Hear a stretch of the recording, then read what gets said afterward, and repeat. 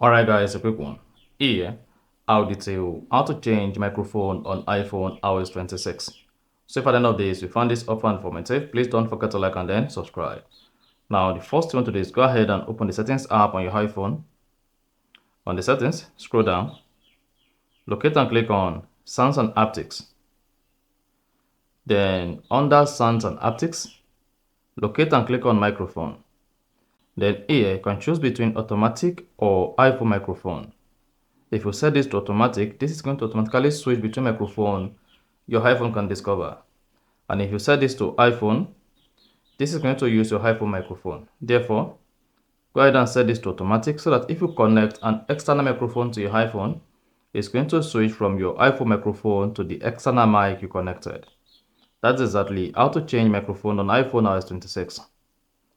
So if you found this offer informative, please don't forget to like and then subscribe.